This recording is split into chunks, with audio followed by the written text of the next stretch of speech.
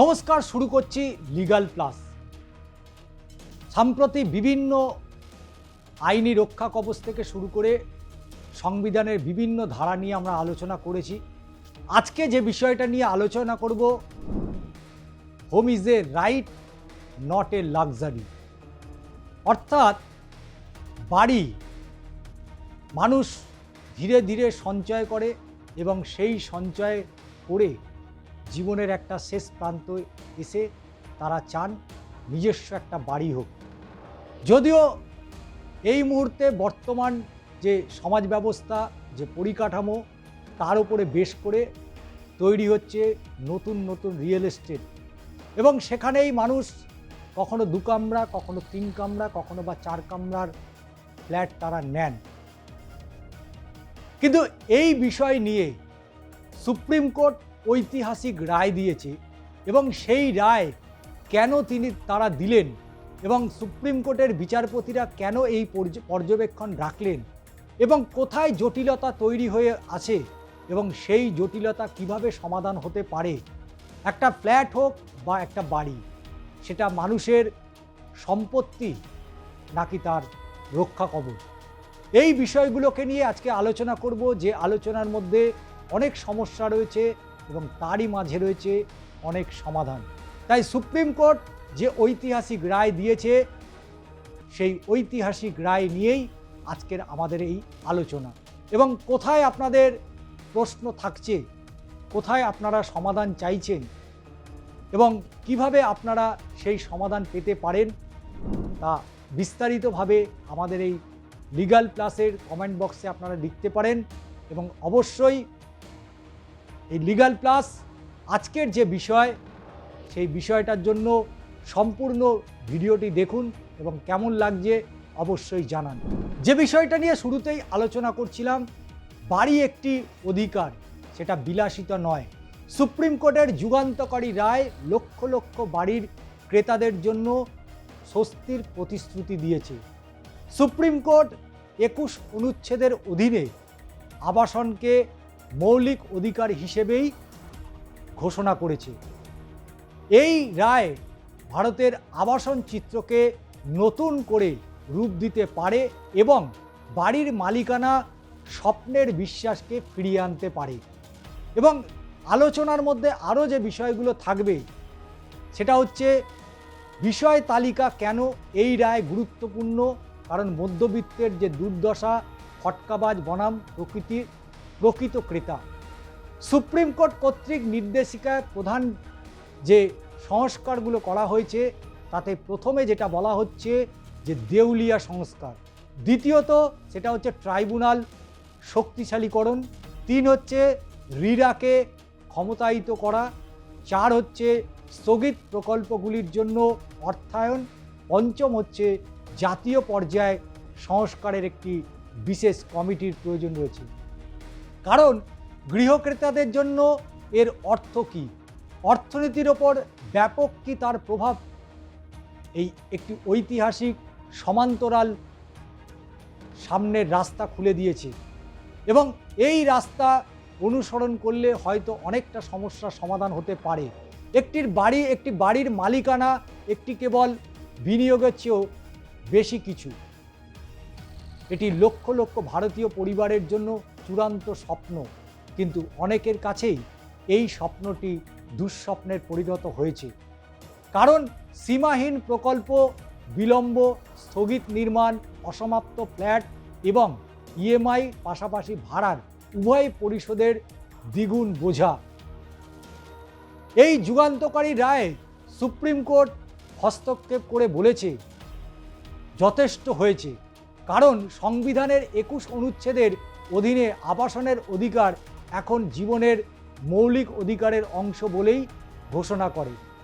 আদালত সমগ্র real estate খাতকে নতুন রূপ দিতে পারে এমন এক সংস্কার স্বরূপ নির্দেশ দিয়েছে শীর্ষ আদালত। এবং শীর্ষ আদালতের বিচারপতি জে.বি. পারদিওয়ালা এবং বিচারপতি আর মহাদেবনের নেতৃত্বাধীন যে বেঞ্চ, সেই বেঞ্চ স্পষ্ট করে বলেছে যে সাধারণ নাগরিক যখন কষ্ট পাচ্ছেন, তখন সরকারের সরকার নীরব দর্শক হয়ে থাকতে পারে না। তারা বলেছে যে আবাসন কোনো বিলাসিতা বা অনুমানমূলক সম্পদ নয়, বরং মর্যাদা, উৎপাদনশীল এবং স্বাস্থ্যের সাথে যুক্ত একটি মৌলিক মানবিক চাহিদা। কেন এই রায় গুরুত্বপূর্ণ এটাও বিশ্লেষণ করার অত্যন্ত প্রয়োজন রয়েছে।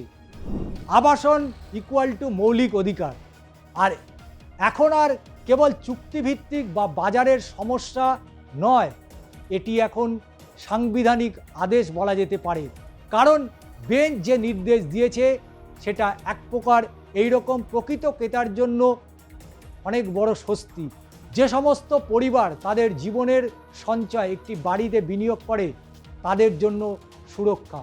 দ্বিতীয়ত হচ্ছে যে ফটকাবাজদের বিরুদ্ধে স্পষ্ট অবস্থান, যারা কেবল উচ্চ রিটার্নের জন্যই কিনছেন তাদের আইনের অপব্যবহার করতে দেওয়া হবে না।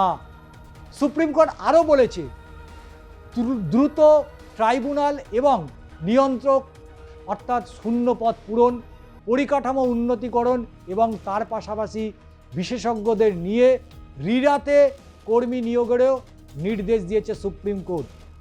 এবং আর কি বলেছে না, বলেছে যে স্থগিত যে প্রকল্পগুলির পুনরুজ্জীবন, সময় মতো বিতরণ নিশ্চিত করার জন্য বিশেষ তহবিল এবং তার পাশাপাশি কঠোর এসক্রো নিয়মের জন্য চাপ দিন।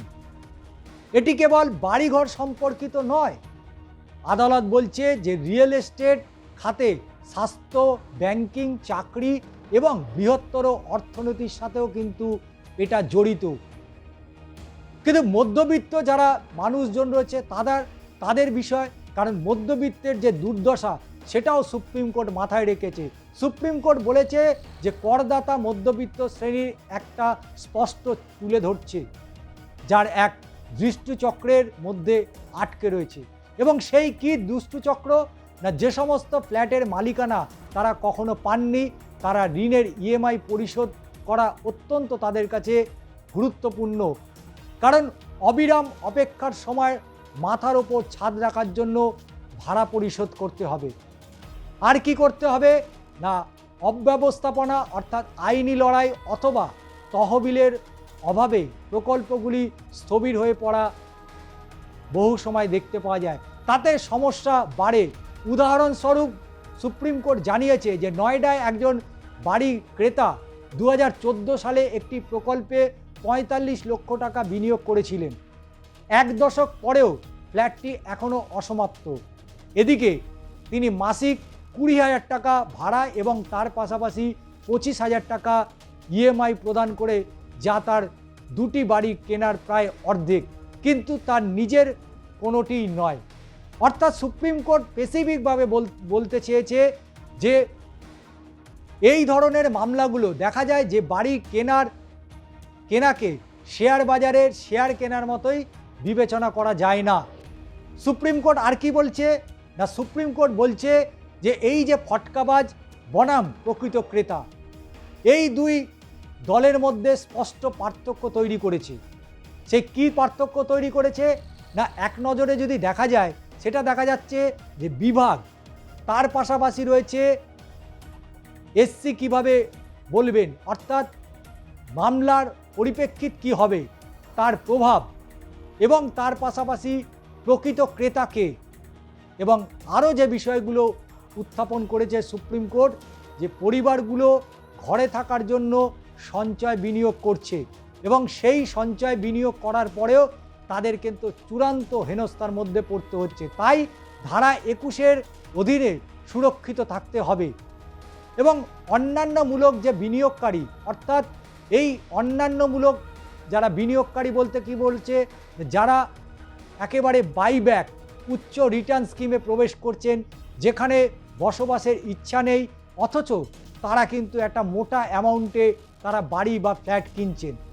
দেউলিয়া আইনের অপব্যবহার করা একেবারেই যাবে না, স্পষ্ট জানিয়েছে সুপ্রিম কোর্ট। ভোক্তা আদালত বা রিরাতে যেতে হবে।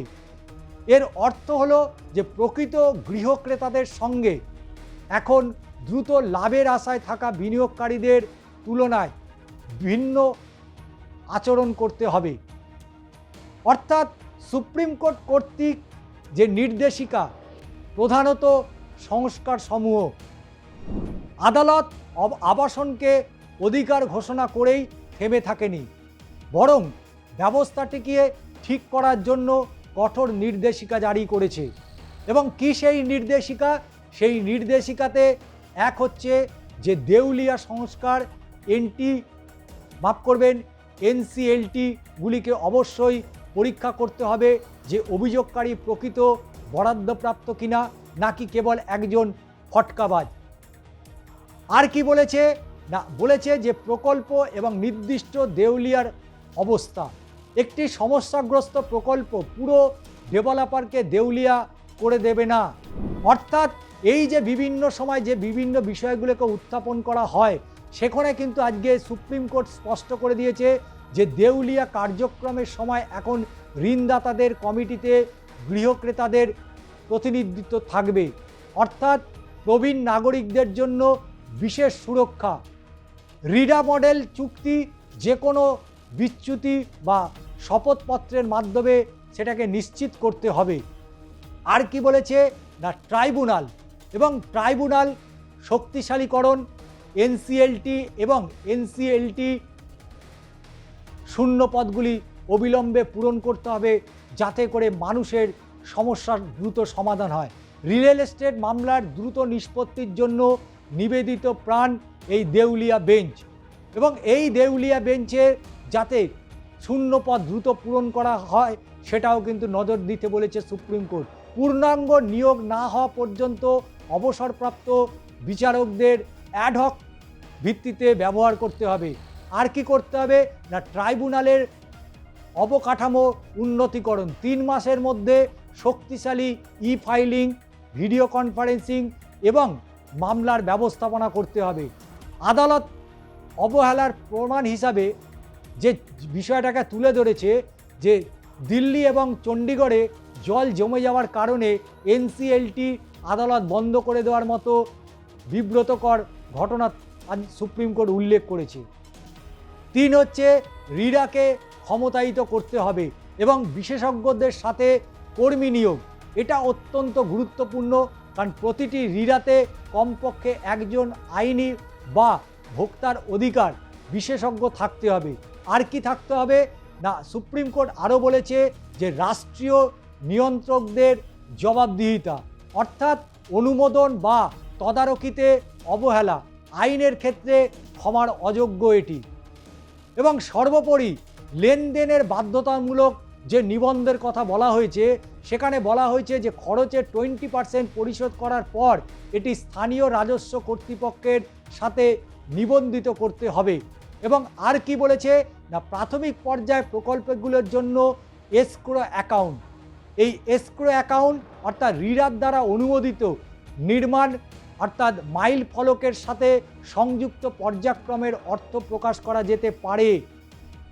অর্থাৎ সুপ্রিম কোর্ট এই ঐতিহাসিক রায় আরও যে বিষয়গুলো উত্থাপন করেছে যে স্থগিত প্রকল্পগুলির জন্য অর্থায়ন সরকারকে NRCL এর অধীনে একটি পুনরুজ্জীবন তহবিল তৈরি করা অথবা সম্প্রসারণের আহ্বান জানানো হয়েছে।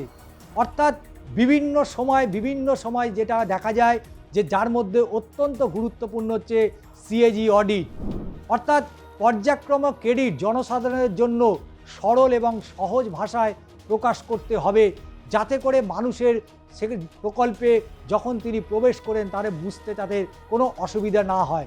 স্থগিত প্রকল্পগুলোর অবিকৃত তহবিল অর্থাৎ পেমায়ের মতো সাশ্রয়ী মূল্যের আবাসন প্রকল্পের ব্যবহার করা যেতে পারে। পরবর্তীতে জাতীয় পর্যায়ে সংস্কার কমিটি 3 মাসের মধ্যে কেন্দ্রীয় সরকারকে একজন অবসরপ্রাপ্ত হাইকোর্টের বিচারপতিকে এবং তার নেতৃত্বে একটি উচ্চ স্তরে একটি কমিটি গঠন করতে হবে।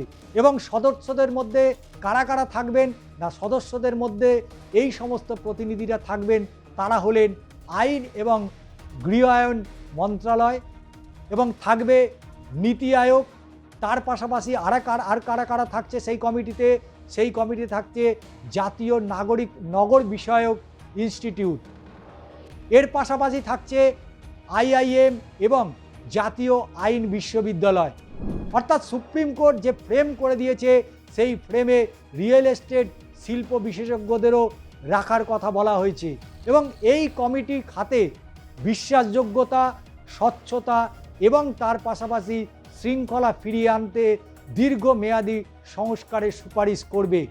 অর্থাৎ সুপ্রিম কোর্ট যে ফ্রেম করে দিয়েছে যে এই ফ্রেমের মধ্যে যাতে করে কোনো রকম যাতে অন্যতা না হয়, অর্থাৎ গৃহক্রেতাদের জন্য এর অর্থ হচ্ছে কি না, এর অর্থ হচ্ছে সাধারণ নাগরিকদের জন্য এই রায় প্রকৃত পরিবর্তন আনতে পারে।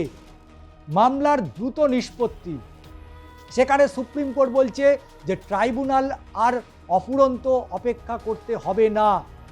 সময় মতো দখল, এই সময় মতো দখল বলতে কি বোঝাচ্ছে না, এসক্রো লিঙ্ক নির্মাণ নিশ্চিত করে যে টাকা যেখানে যাওয়া উচিত সেখানেই যায়।